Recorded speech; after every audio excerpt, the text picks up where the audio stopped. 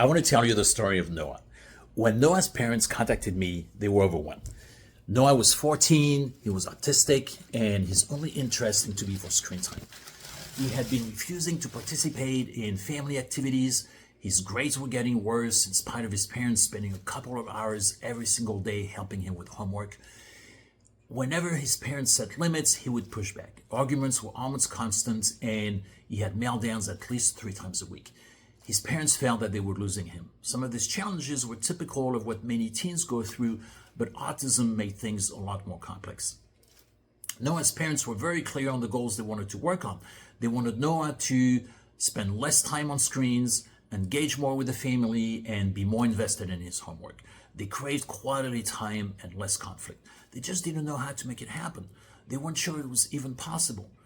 As part of working with Noah's parents, we developed a new plan for screen time, homework, and for a few other expectations. Homework became easier. Noah started showing more ownership of what he needed to do. He became more willing to participate in family meetings on Sundays where everyone shared their wins and challenges. He was showing more interest in family activities. The arguments and the meltdowns decreased. His parents saw their relationship with Noah improve. They felt that they could breathe again. They were no longer in fight or flight all the time.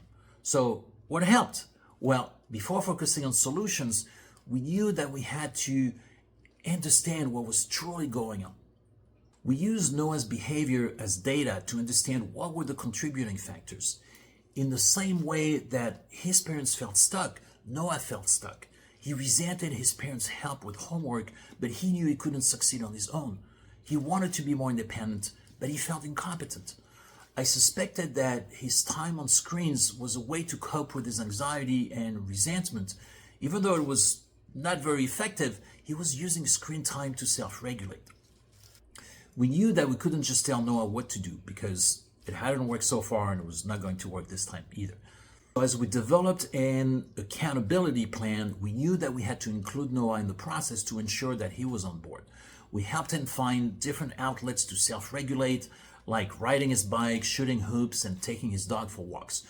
Noah struggled expressing his emotions, which led to blowing up, isolating, or shutting down, and I knew we had to find ways to help him in this area. So to address this challenge, his parents learned to reframe their expectations and focus more on what Noah needed to succeed in that moment. They learned to validate his emotions and express their own in a different way. They also realized that they had a lot of anxiety about Noah's grades, which was putting a lot of pressure on Noah. By learning to let go and allowing for some failure, Noah actually felt more empowered and he became more motivated to do his homework. Instead of pushing back with homework, he started asking for help when he couldn't figure it out on his own. And that was a huge step. There were still challenges, but he was no longer in constant fight or flight mode. He showed more interest in spending time with his parents. Overall, he was becoming better regulated. As I reflect on this case, there were 3 steps that were essential. 1 was understanding what was contributing to Noah's dysregulation. 2, empowering him by including him in the problem-solving process. And 3, guiding his parents to regulate their anxiety and shift some of their strategies. The approach I used was family-centered, it was relationship-based, and it was neuroaffirming. It created no shame, and it focused on building lifelong skills, and it empowered Noah and his parents.